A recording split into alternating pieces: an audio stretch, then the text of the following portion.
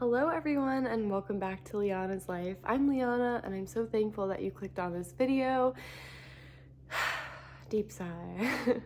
So let me preface this video with, I know I've mentioned going through grief and going through heartbreak a few times on this channel, but I never really go into detail, and that's not what the video is about today, going through the details of my specific circumstance. It's more so a meditation on losing someone you love that was specifically sort of catapulted into my brain with this current online discourse of Emma Chamberlain finally opening up about her first relationship and losing that relationship and kind of how she got through that and what that did to her. And I'm gonna insert the clip here. If you don't know, Emma Chamberlain is a massive influencer, podcast host who gained popularity online when she was 17 years old. And yeah, she's like a YouTube star.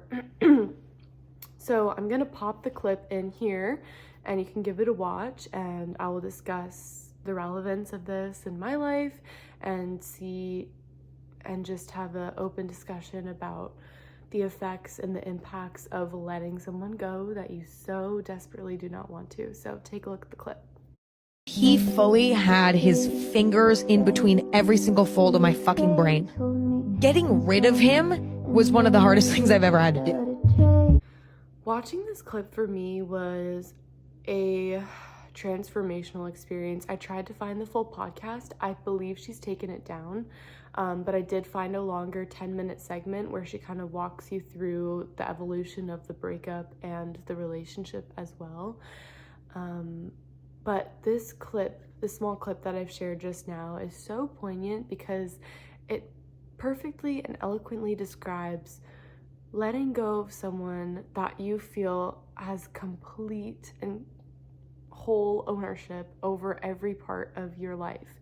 And this isn't to say in like a manipulative or an abusive way, like, oh, you were isolated and this person, you know, consciously separated you from your world. It's not necessarily to say that at all. It's more so to say that when you're falling in love with someone, or when you're falling through these stages of infatuation with someone, you literally feel like this person is your world and they're everything to you.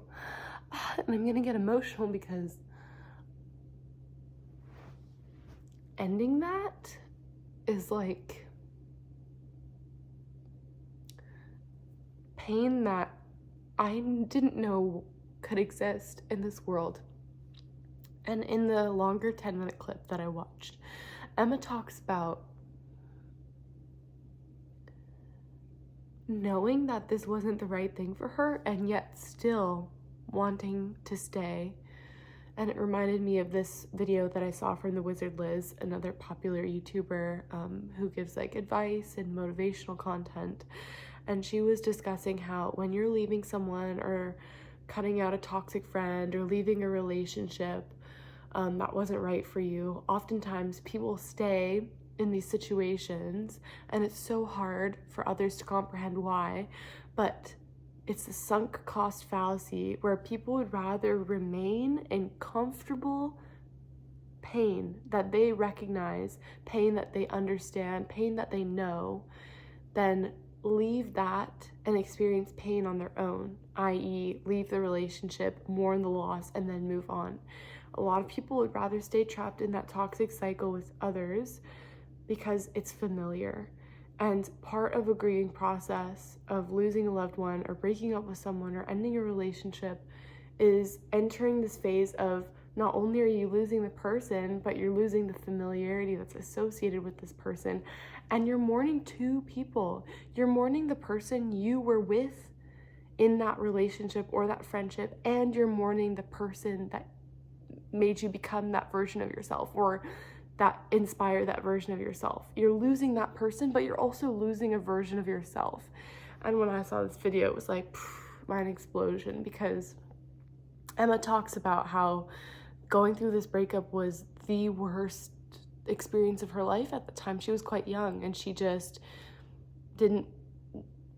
she just didn't see a point of life anymore. And she was like, oh, I understand how privileged it is to say like, oh, a breakup is the worst thing that you've ever gone through, but me too. And I wonder if this is a common thread between other people that they're maybe ashamed to say, because you have war, you have fires in LA that are rampant right now, you have conflicts across the world, you have inequalities, injustice of all kind, and to say that losing someone is the worst pain. I was reading Eat, Pray, Love, the sequel. It's called Committed, a Love Story. And in this book, Elizabeth Gilbert talks about how there were some refugees of some war-torn country that were being saved on boats. I don't remember what country and what kind of people. I will put it in the description box when I look into it. But she was talking about how these people experienced the worst kinds of trauma, people being killed, raped, just the worst kind of trauma in this war-torn country. And they got on the boats, and there were some American journalists there that were interviewing them, that were trying to get their stories out there, trying to say like, hey, how did you survive this? How are you overcoming this? Like, can you see a glimpse into your life? And what did these people want to talk about? They wanted to talk about, oh, you know, I was with this guy and he went on another refugee boat, and then he left me for this woman, and I'm so devastated. They wanted to talk about their losses in love as the heartbreaking experiences they were living through, before they wanted to talk about the wars or the famine or anything else. And that's not to say that they were placing more importance on that, but I think that speaks volumes to the level at which we place importance on human relationships, especially intimate partnerships, and how losing that can be so ultra devastating that when you don't experience it, it totally sweeps the rug under your feet, and you just fall back and you're laying there and you're like, I didn't know life could feel like this. Like, I didn't know there was a pain and emptiness like this that existed. So watching Emma Chamberlain's video was really important for me, but it also sparked a lot of these like unhealed aspects of the heartbreak that it's like, of course, you know, we talk about healing as 2 steps forward, 1 step backward, but no one talks about how frustrating it is to go 1, 2, and then throw you back 1. And it's like, you see you're making progress, you're inching forward, but still the times where you're thrown back and you're catapulted back into the pain and to the reminders, like, things will remind me of my partner.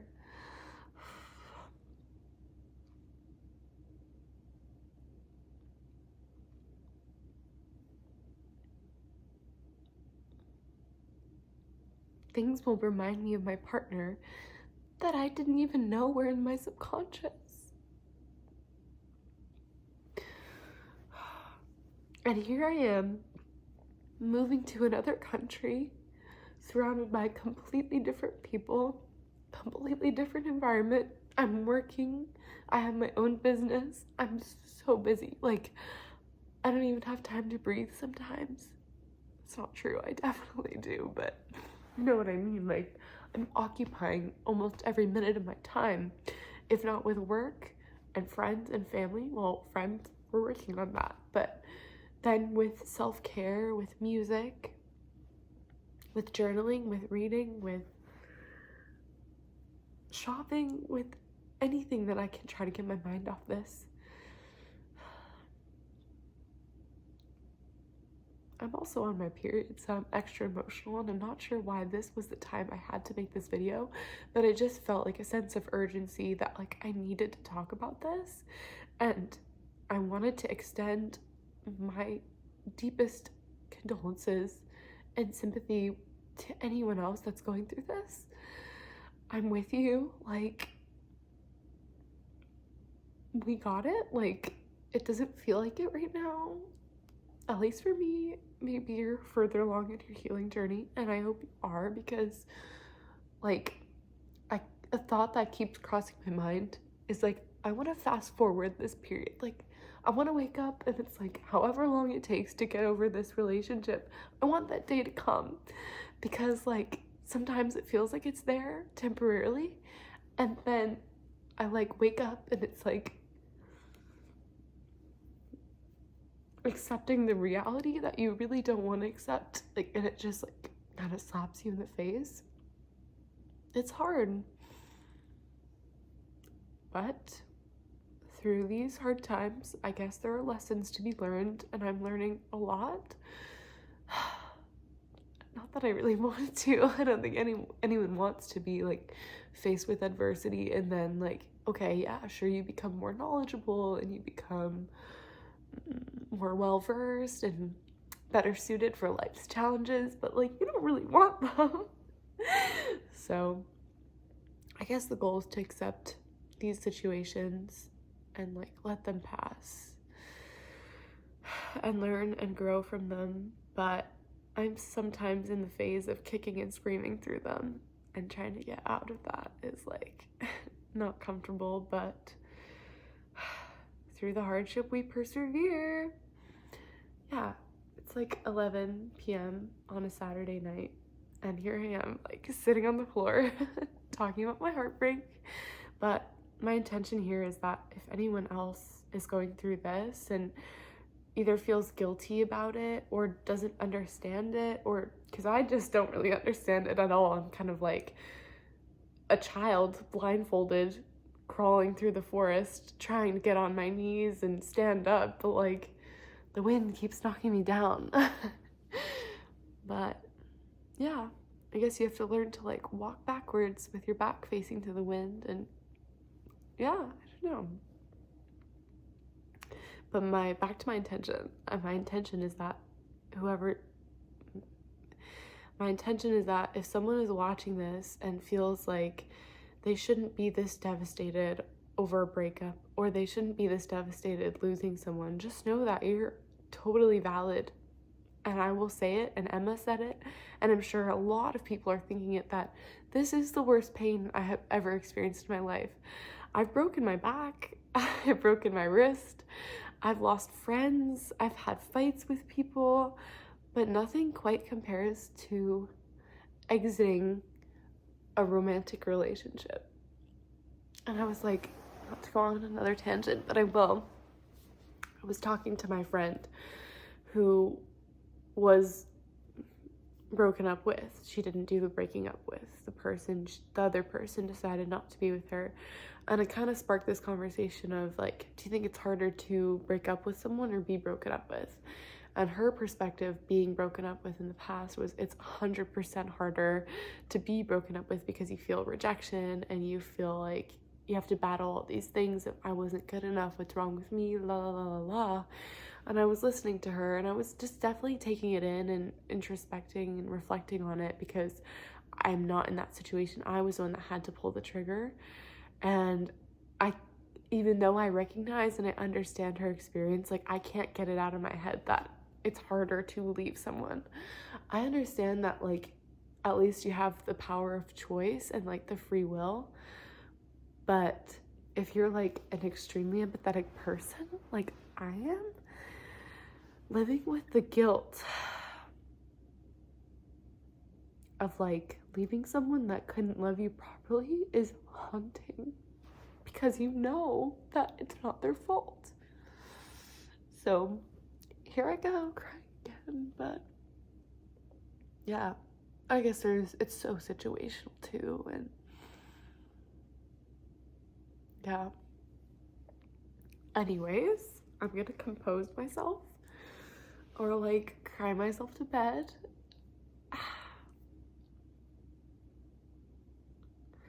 As I do. I hope this video helped at least one person. If I can at least help one person that's going through this, that would mean the world to me, because it's such an isolating and lonely experience. And I'm with you. You don't have to go there alone. I'm here with you. I see you. I feel your pain. I know your pain. And we will come out of this stronger. There's no way, like we have to. There's like no other option. So I love you so much. Thank you for watching this video, and I'll see you in the next one. Bye.